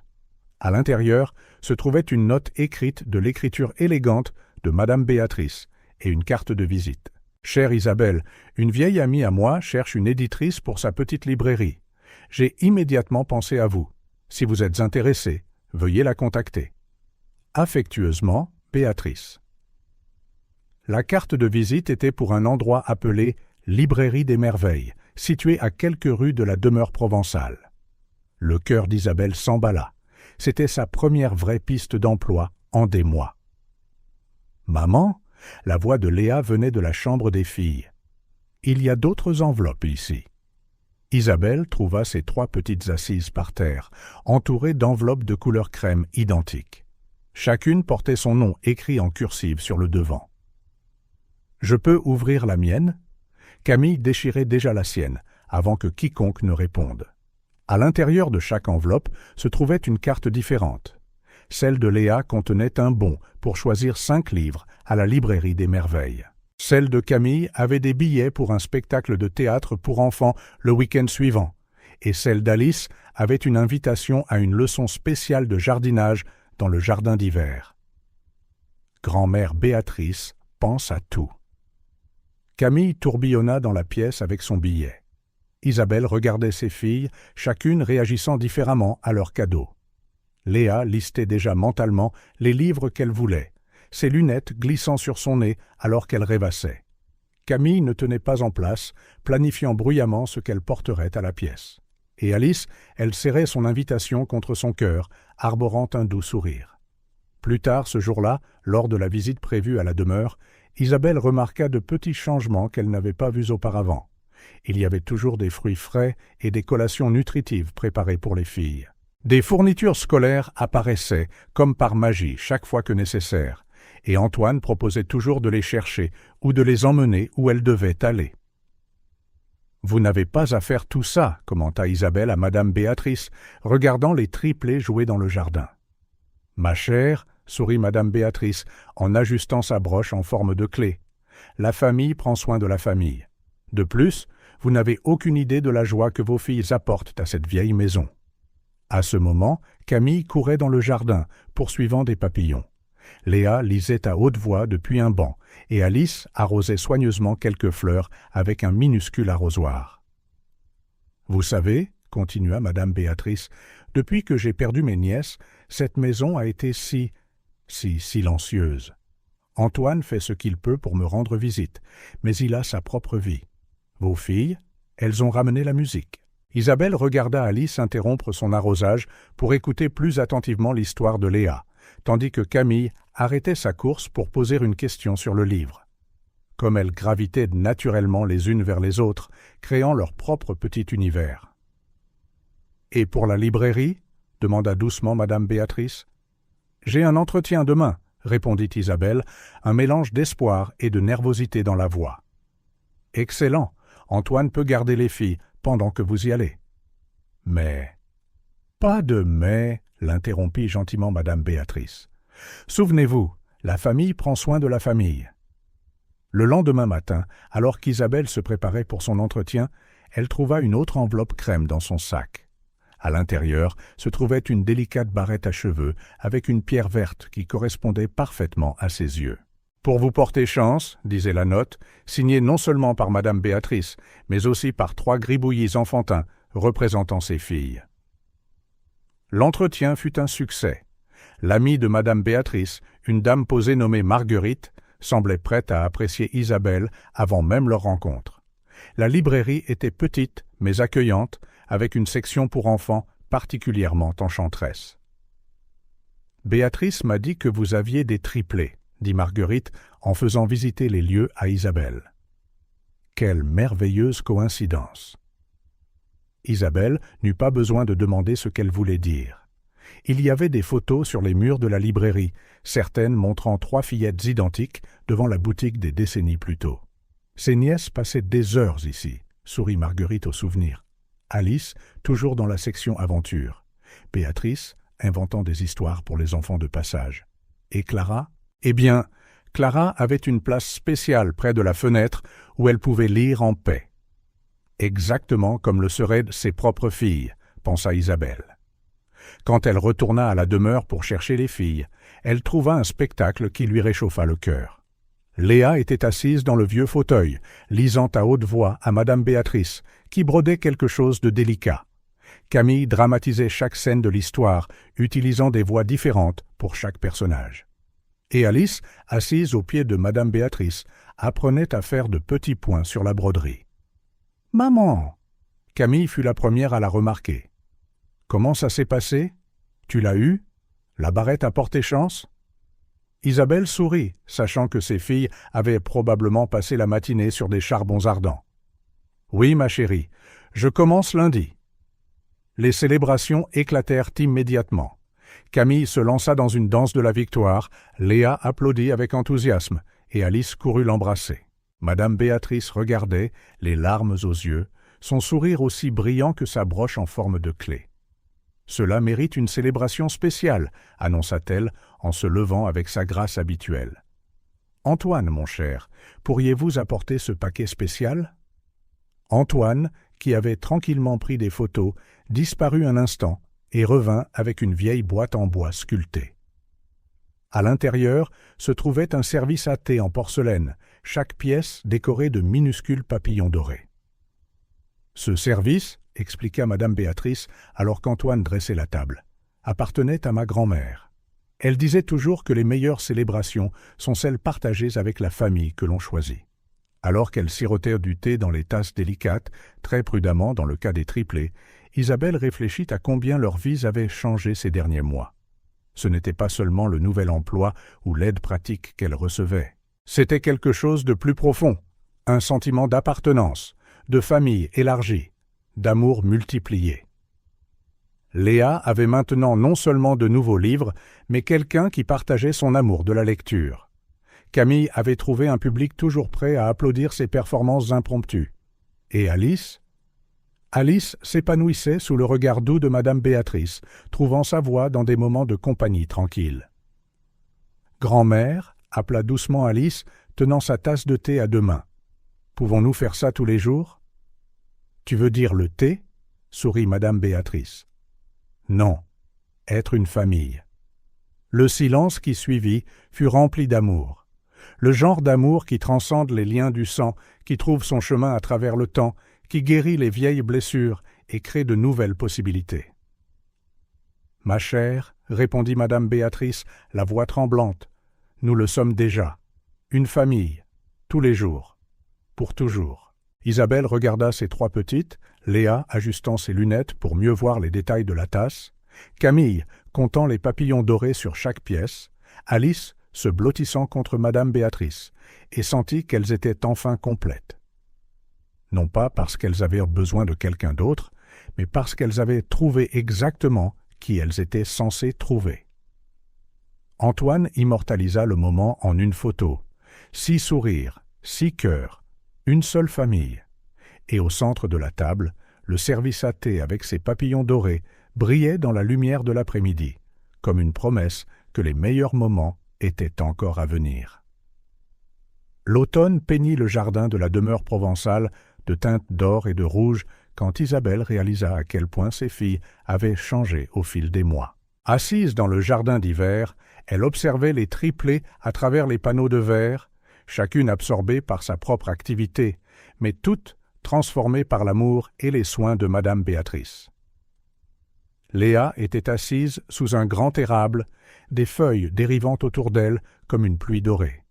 Ses lunettes reflétaient la lumière du soleil, alors qu'elle lisait à haute voix à un petit groupe d'enfants, des voisins qui assistaient maintenant régulièrement à ses après-midi de conte dans le jardin. Sa voix, autrefois timide, portait maintenant avec confiance, modelant des tons différents pour chaque personnage. « Et alors, fit-elle en agitant ses petites mains, la princesse réalisa que sa véritable magie résidait dans les livres qu'elle lisait et les histoires qu'elle partageait. Ce n'était pas un hasard si Léa avait choisi ce conte particulier. Depuis qu'Isabelle avait commencé à travailler à la librairie des merveilles, Léa passait ses après-midi libres à aider à organiser la section jeunesse, suivant les traces d'Alice, la nièce de madame Béatrice, qui avait tant aimé les livres. Près des rosiers, Camille orchestrait ce qui semblait être une pièce de théâtre élaborée, vêtue d'une des vieilles robes de l'armoire magique. Aujourd'hui, une pièce bleue sophistiquée avec des détails dorés. Elle dirigeait une petite troupe d'enfants dans une scène adaptée des histoires que madame Béatrice racontait. « Non, non, instruisait-elle doucement. Quand tu joues l'horloge magique, tu dois tourbillonner comme ça. » Elle fit une démonstration d'un mouvement gracieux qui fit virevolter sa robe. L'énergie débordante de Camille avait trouvé un but. Ses productions étaient maintenant des événements de quartier, avec madame Béatrice toujours au premier rang, applaudissant chaque performance avec enthousiasme. Et Alice. Oh, Alice avait subi la transformation la plus remarquable. À ce moment, elle était dans le jardin d'hiver avec madame Béatrice, leurs têtes rapprochées alors qu'elle travaillait sur un délicat projet de jardinage. Ses petites mains, autrefois si hésitantes, se déplaçaient maintenant avec assurance et confiance parmi les plantes. Grand-mère, sa voix, bien que toujours douce, n'était plus un murmure. Cette orchidée me rappelle l'histoire de la tasse de thé cassée. Elle est aussi devenue plus forte après avoir failli mourir, n'est-ce pas? Madame Béatrice sourit, sa broche en forme de clé brillant sous le soleil filtré. Exactement, mon amour. Dans la vie, tout comme dans un jardin, nous devons parfois affronter l'hiver pour pouvoir fleurir encore plus magnifiquement au printemps. Antoine, photographiant discrètement, captura le moment exact où Alice leva les yeux vers madame Béatrice, son collier de papillons brillant de la même lumière que la broche en forme de clé de la dame. « Tu sais, » commenta Isabelle à Antoine en les regardant interagir. « Parfois je me demande qui a le plus grandi ces derniers mois, les filles ou nous. » C'était vrai. Isabelle voyait des changements non seulement chez ses filles, mais chez tout le monde autour d'elle. Elle-même avait trouvé une nouvelle confiance grâce à son travail à la librairie, découvrant qu'elle pouvait être à la fois une mère et une professionnelle, surtout avec le soutien de leur famille élargie. Madame Béatrice, à son tour, semblait plus jeune de jour en jour. Le tremblement de ses mains avait presque disparu, et elle avait rarement besoin de sa canne. C'était comme si l'amour et l'énergie des triplés l'avaient rajeunie. « Grand-mère » appela Camille depuis le jardin, interrompant les pensées d'Isabelle. « Viens voir notre nouvelle pièce. C'est sur les 3 princesses magiques qui ont sauvé la reine de la solitude. » Tout le monde rit, reconnaissant la nouvelle histoire de Camille comme un reflet de leur propre expérience avec madame Béatrice. La vieille dame se leva avec grâce, lissant sa robe vert émeraude. Allons-y, tout le monde, le théâtre de Camille va commencer. Les enfants se rassemblèrent dans le jardin, formant un public enthousiaste. Léa mit un marque-page dans sa lecture et rejoignit le groupe, tandis qu'Alice couvrait doucement les semis qu'elle avait entretenus, avant de s'asseoir à côté de Madame Béatrice. La pièce était un mélange charmant de toutes les histoires qu'ils avaient partagées au cours des derniers mois. Il y avait des éléments des contes des nièces défuntes, combinés avec les nouveaux souvenirs qu'ils créaient ensemble. Camille, dans son rôle de narratrice, racontait l'histoire avec une maturité surprenante pour une enfant de 5 ans. Et ainsi, déclara-t-elle en tourbillonnant dans sa robe bleue, la reine découvrit qu'elle n'était plus seule, car elle avait trouvé non seulement 3 princesses, mais toute une famille. Isabelle remarqua des larmes dans les yeux de Madame Béatrice et lui prit doucement la main. La dame sourit, essuyant ses yeux avec un mouchoir brodé. « Elles sont extraordinaires », murmura Madame Béatrice, chacune d'entre elles, à sa manière. Et c'était vrai. Léa était devenue une petite conteuse, partageant son amour de la lecture avec d'autres enfants. Camille déversait son énergie sans fin dans une créativité pure, apportant joie et réflexion à tous ceux qui regardaient ses pièces. Et Alice, autrefois si renfermée, exprimait maintenant ses sentiments à travers le soin qu'elle apportait aux plantes et ses petits gestes affectueux. Après le spectacle, alors que les autres enfants rentraient de chez eux, les triplés se rassemblèrent avec Madame Béatrice dans le salon. C'était l'heure de leur rituel du thé, maintenant servi dans le service spécial décoré de papillons dorés. « Grand-mère, » commença Léa en ajustant sérieusement ses lunettes, « pouvons-nous te raconter une histoire aujourd'hui ?»« Mais bien sûr, mon amour. » Les 3 se regardèrent, puis Alice, surprenant tout le monde, commença. « Il était une fois une maison magique avec une dame très spéciale, qui avait tellement d'amour à donner, » continua Camille en se balançant dans son fauteuil avec excitation. « Qu'elle pouvait remplir 3 cœurs à la fois, » ajouta Léa. Isabelle regardait avec émerveillement ses filles tisser une histoire qui était à la fois un remerciement et une déclaration d'amour. Elle parlait de clés magiques qui n'ouvraient pas seulement des portes, mais des cœurs, de jardins qui fleurissaient d'affection et d'attention, de livres qui ne gardaient pas seulement des histoires, mais de précieux souvenirs. Madame Béatrice écoutait, les larmes aux yeux, sa broche en forme de clé brillant comme une étoile. Quand les filles eurent fini, elle les attira dans une étreinte serrée. « Mes petites conteuses, sourit-elle, vous êtes la plus grande magie que cette maison ait jamais vue. » Antoine prit une photo à ce moment-là, les 3 filles blotties contre Madame Béatrice, chacune brillant de sa propre lumière spéciale. Léa avec ses lunettes légèrement de travers et un livre sur les genoux, Camille avec des confettis encore dans les cheveux de la performance, et Alice avec de la terre sur les mains de son jardinage. Plus tard, alors qu'Isabelle préparait les filles à rentrer chez elle, chacune démontra à sa manière à quel point elle avait grandi. Léa organisa soigneusement son sac de livres, séparant ceux qu'elle prêterait à ses nouveaux amis du club de lecture. Camille rangea son scénario avec des notes déjà griffonnées pour la prochaine pièce. Et Alice ? Alice offrit à Madame Béatrice une petite orchidée qu'elle avait cultivée juste pour elle. « Pour que tu n'oublies jamais, » dit Alice de sa voix douce mais déterminée, « que certaines fleurs ont besoin de temps pour montrer leur vraie beauté. » Isabelle réalisa alors que la véritable croissance ne résidait pas seulement dans les nouvelles compétences ou les réussites des filles. C'était dans la façon dont elles avaient appris à aimer, à prendre soin, à partager. C'était dans la confiance qu'elles avaient développée, la gentillesse qu'elles montraient, la sagesse qu'elles absorbaient de chaque moment passé avec Madame Béatrice.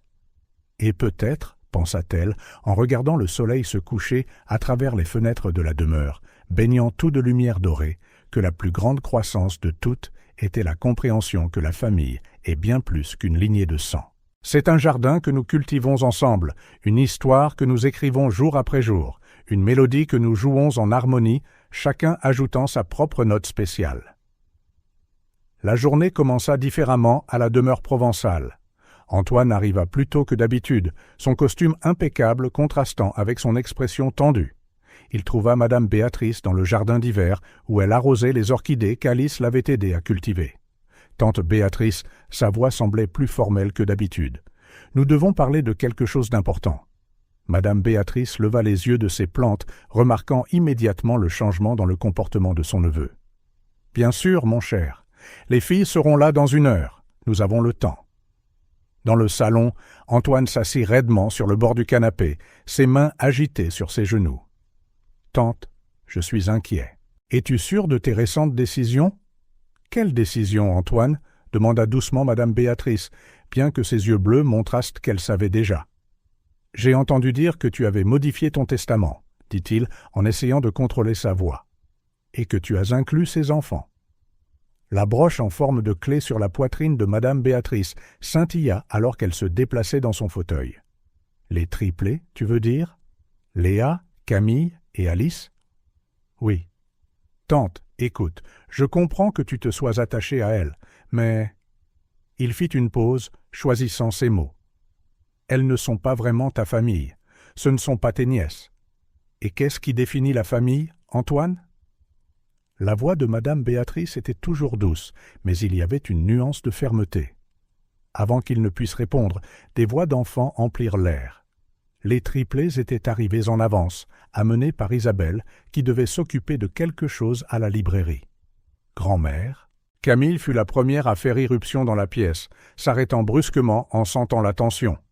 Léa et Alice entrèrent juste derrière, sentant aussi que quelque chose n'allait pas. Alice toucha instinctivement son collier de papillon, une habitude qu'elle avait développée chaque fois qu'elle se sentait mal à l'aise. « Est-ce qu'Antoine est fâché ?» murmura Alice à Léa, qui ajusta ses lunettes, avec anxiété. « Mesdemoiselles, » sourit Madame Béatrice en ouvrant les bras, « venez ici.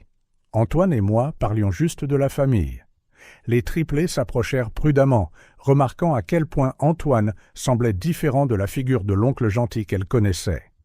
Il se tenait rigide, son sourire habituel disparut. « Tante, » recommença-t-il, la voix tendue, « peut-être devrions-nous discuter de cela en privé. »« Il n'y a rien à discuter en privé, mon cher, » répondit fermement Madame Béatrice. « Cette maison a vu trop de secrets gardés au fil des ans. Il est temps que toute la vérité éclate. » Elle se leva avec grâce, se dirigeant vers un bureau ancien. D'un tiroir, elle sortit une enveloppe de couleur crème scellée à la cire rouge. « Ceci, expliqua-t-elle en brandissant l'enveloppe, est mon testament. Eh oui, Antoine, je l'ai changé récemment. » Les triplés regardaient en silence, ne comprenant pas tout à fait, mais sentant l'importance du moment. « Grand-mère, » parla Léa avec hésitation, « qu'est-ce qu'un testament ?» Madame Béatrice sourit doucement. « C'est un document qui dit ce qu'il advient des choses que nous aimons quand nous faisons notre grand voyage. »« Comme papa ?» demanda doucement Alice. « Oui, ma chérie. Comme ton papa. » Antoine se leva brusquement. « Tante Béatrice, s'il te plaît, réfléchis-y. Cette maison, toute la fortune de la famille ?»« C'est exactement ça, Antoine, » l'interrompit calmement Madame Béatrice. « La fortune de la famille. Et la famille, ce n'est pas seulement le sang, comme tu devrais bien le savoir. » Elle ouvrit l'enveloppe avec soin en retirant quelques feuilles de papier. « La moitié de cette maison et de ses biens te reviendra, Antoine, comme prévu initialement. L'autre moitié sera partagée entre Léa, Camille et Alice. »« Mais, tante, non pas pour qu'elles soient riches, continua Madame Béatrice, mais pour qu'elles aient toujours un endroit où se sentir chez elles, un foyer où elles pourront continuer à grandir, à rêver et à partager la magie qu'elles ont ramenée dans ces vieux murs. » Camille, qui était restée inhabituellement silencieuse, s'avança. « Nous ne voulons pas de ta maison, grand-mère. Nous te voulons juste, toi. » Des larmes brillèrent dans les yeux de Madame Béatrice comme des diamants. « Oh, ma petite, vous avez déjà bien plus que la maison. Vous avez mon cœur. » Antoine regardait la scène, son expression s'adoucissant progressivement. Il se souvint de comment était sa tante avant l'arrivée des triplés, la solitude dans ses yeux, un tremblement constant dans ses mains, le silence étouffant de la demeure. « Tante, » dit-il finalement, sa voix différente, « pardonne-moi. J'avais oublié ce que c'était de te voir vraiment heureuse. » Madame Béatrice lui tendit une main, et de l'autre, fit signe au triplé de s'approcher. « Venez ici, tout le monde. La famille ne se mesure pas par le sang ou le papier. Elle se mesure par l'amour, par les moments partagés, par les histoires que nous vivons ensemble. » Les filles coururent dans ses bras et après un moment d'hésitation, Antoine se joignit au câlin de groupe. Son costume impeccable se froissa un peu, mais pour la première fois de la journée, il s'en moquait. De plus, sourit madame Béatrice, sa broche en forme de clé scintillant. Qui a dit que je prévoyais de partir de sitôt? Nous avons encore beaucoup d'histoires à vivre ensemble. Cet après-midi-là, pendant que les triplés jouaient dans le jardin, Antoine regarda sa tante avec des yeux nouveaux. Il vit avec quelle facilité elle souriait, à quel point ses pas étaient assurés, comment sa voix portait une joie qu'il n'avait pas entendue depuis que ses 3 cousines étaient en vie. Le testament retourna dans le tiroir de son bureau, mais quelque chose de bien plus important avait été révélé ce jour-là. La véritable signification de la famille, transcendant les documents, les lignées et la tradition, trouvant sa vraie valeur dans l'amour que nous partageons et les vies que nous touchons. Le premier signe que quelque chose n'allait pas vint de Marguerite, la propriétaire de la librairie des merveilles. Un après-midi tranquille, alors qu'Isabelle organisait des livres nouvellement arrivés, la femme plus âgée s'approcha avec une expression inquiète. « Isabelle, ma chère, » commença Marguerite en baissant la voix malgré le magasin vide. « Je dois vous dire quelque chose à propos d'Antoine Dubois. » Isabelle arrêta ce qu'elle faisait, son cœur battant instantanément. Marguerite sortit une coupure de journal jauni de son sac à main. « J'ai trouvé ça en organisant de vieux dossiers, » expliqua-t-elle en tendant le papier. Ça date d'il y a 15 ans. Le titre faisait référence à un scandale financier impliquant une société d'investissement. Parmi les noms cités figurait Antoine Dubois, accusé d'avoir détourné des fonds de clients âgés. Il n'a jamais été condamné, continua Marguerite, mais il a perdu sa licence pour travailler dans les investissements. Béatrice l'a recueilli à l'époque, croyant en son innocence. Isabelle sentit un frisson lui parcourir l'échine, se souvenant de la récente dispute au sujet du testament. Le soir même, après avoir couché les triplés, elle appela sa sœur Valérie. « J'ai besoin de ton aide », expliqua Isabelle, détaillant sa découverte. Valérie, qui travaillait comme avocate, se mit immédiatement au travail. En quelques jours, un tableau inquiétant commença à se dessiner. Antoine n'était pas seulement le neveu dévoué qu'il paraissait être. Il y avait un schéma de comportement suspect, des comptes bancaires à l'étranger, des visites fréquentes au casino et, plus important encore, une traînée de clients âgés qui avaient perdu les économies de toute une vie après lui avoir fait confiance. « Isabelle, » dit Valérie un après-midi, se présentant sans prévenir à la librairie, « j'ai trouvé autre chose. Antoine a rendu visite régulièrement à un agent immobilier. Il essaie d'obtenir une estimation de la demeure de madame Béatrice. La révélation frappa comme une bombe. Isabelle pensa immédiatement aux triplés, à la façon dont elles aimaient chaque recoin de cette maison, comment madame Béatrice en avait fait un refuge magique pour elles toutes. « Nous devons le lui dire, » décida Isabelle, le cœur lourd. Cet après-midi-là, quand elles arrivèrent à la demeure, quelque chose semblait différent. Madame Béatrice était dans son jardin d'hiver, mais elle n'était pas seule. Un homme en costume était avec elle, des papiers étalés sur la table à thé. « Oh, Isabelle !» sourit madame Béatrice, mais la tension était évidente dans ses yeux. « Voici maître Dubois, mon avocat de longue date. » Les triplés, qui se seraient normalement précipités pour embrasser madame Béatrice, restèrent près d'Isabelle, sentant l'atmosphère tendue.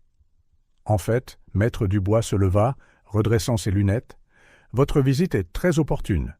Nous discutions justement de certaines irrégularités. » Au cours des minutes suivantes, la vérité émergea en une avalanche. Maître Dubois avait découvert les tentatives d'Antoine d'obtenir une procuration et d'accéder au compte de madame Béatrice. Des documents avaient été modifiés, des signatures falsifiées. Mais le pire, continua l'avocat, a été de découvrir qu'il a essayé d'invalider le testament, prétendant que vous n'étiez pas saine d'esprit. Madame Béatrice toucha sa broche en forme de clé, une ombre traversant son visage. Après tout ce que j'ai fait pour lui.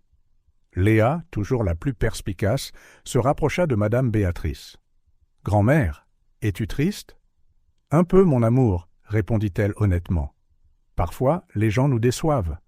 Comme quand Camille a cassé ta tasse de thé préférée ?» demanda doucement Alice. « Non, ma chère, » sourit doucement Madame Béatrice.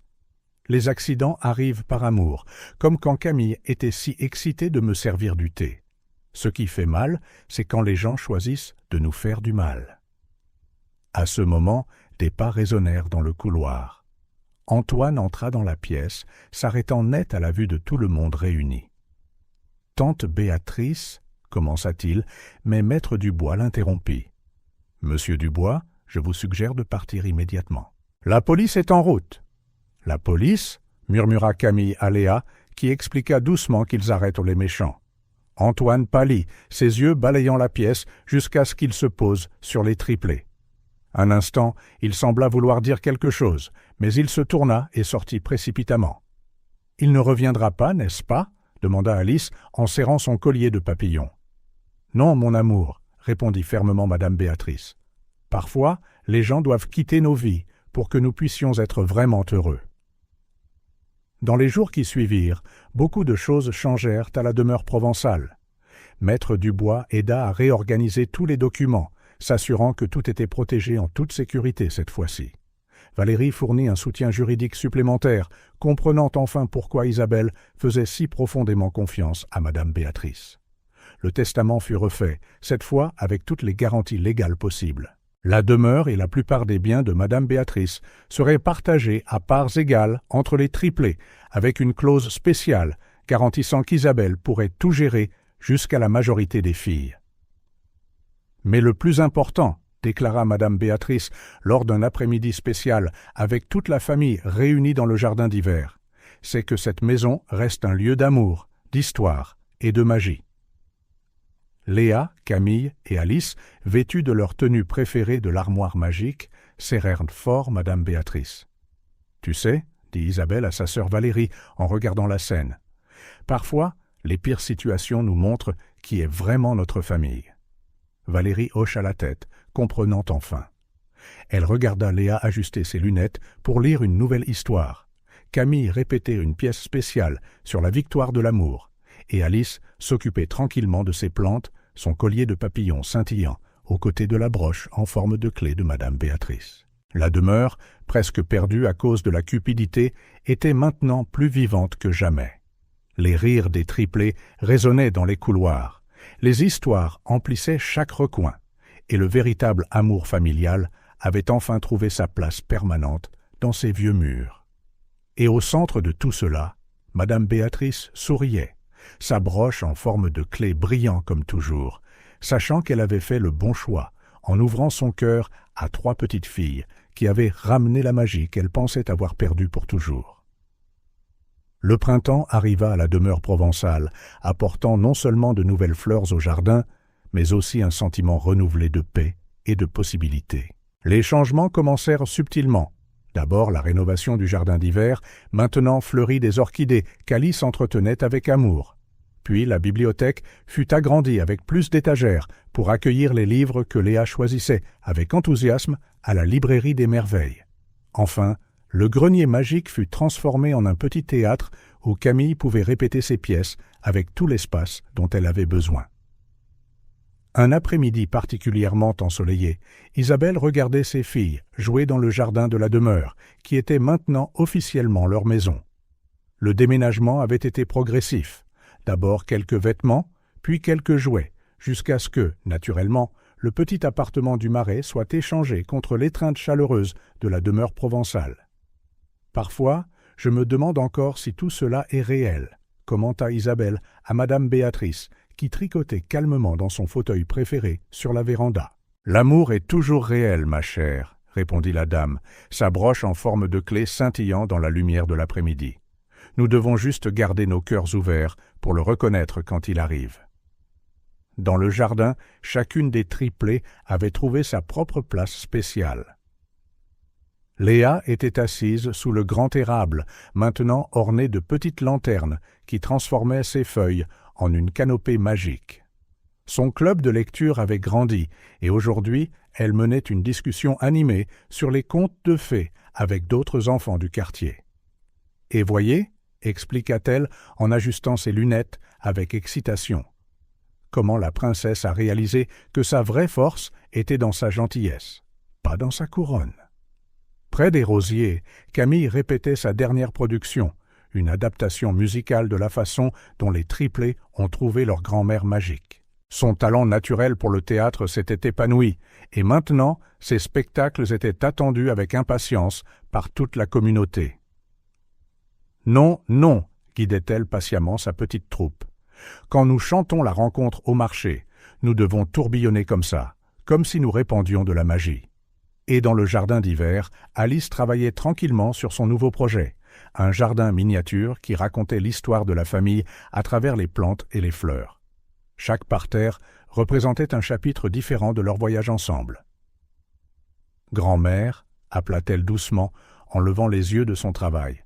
« J'ai planté des roses blanches ici parce qu'elles me rappellent le jour où nous nous sommes rencontrés. » Valérie, qui rendait maintenant régulièrement visite à la demeure avec ses fils adolescents, s'approcha de la véranda, portant le plateau de thé habituel de l'après-midi. « Qui aurait cru, sourit-elle, en posant le plateau sur la table, que mon inquiétude initiale mènerait à tant de bonheur. » Le service à thé aux papillons dorés, maintenant une présence constante lors de leurs réunions de famille, scintillait au soleil.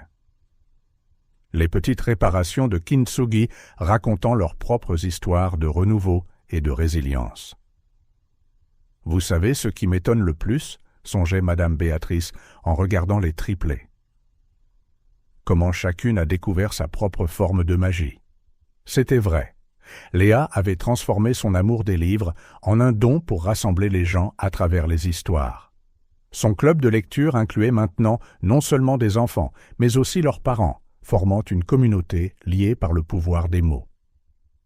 Camille canalisait son énergie sans fin dans une créativité pure. Ses pièces, toujours basées sur des récits réels d'amour et de dépassement de soi, remplissaient de joie et de réflexion tous ceux qui les regardaient.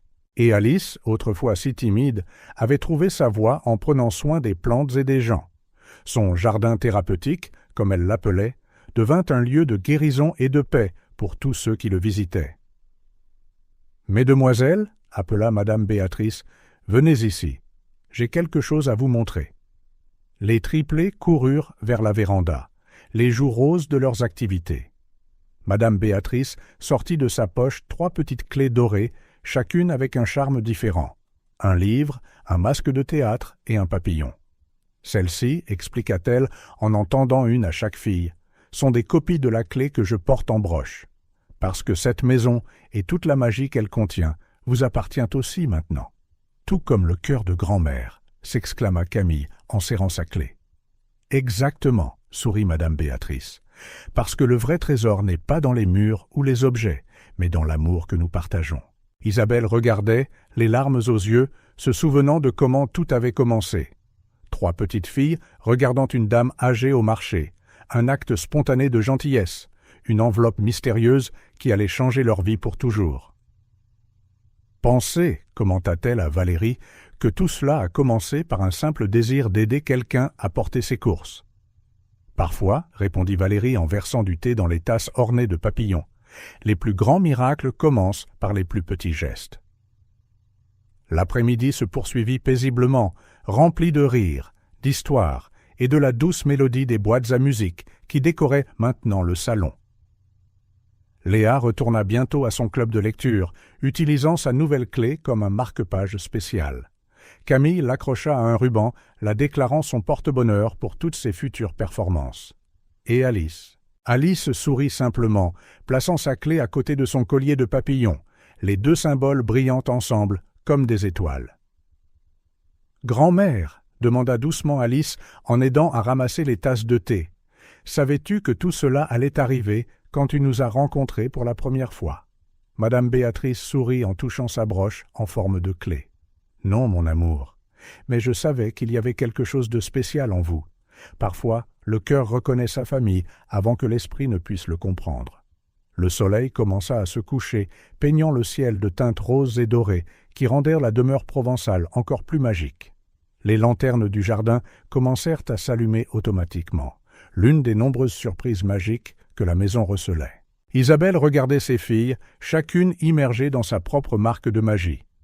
Léa lisant une dernière histoire pour son club, Camille pratiquant un dernier numéro musical, et Alice arrosant ses plantes une dernière fois avant la nuit.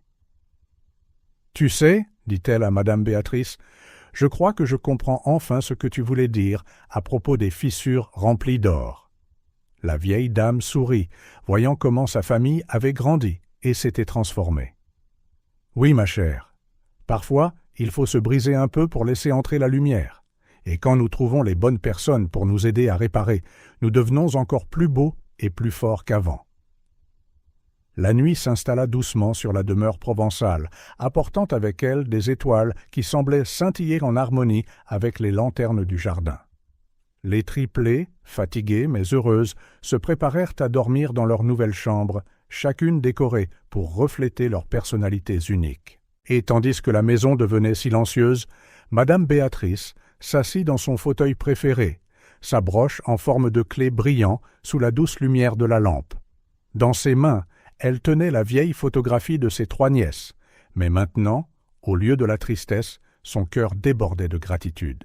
« Voyez, murmura-t-elle à la photographie, comment l'amour trouve toujours un moyen de compléter des cercles que nous pensions autrefois brisés pour toujours. » Et quelque part dans les étoiles, brillant au-dessus de la demeure provençale, 3 anges spéciaux souriaient, sachant que leur tante bien-aimée avait enfin trouvé la famille qu'elle méritait si richement.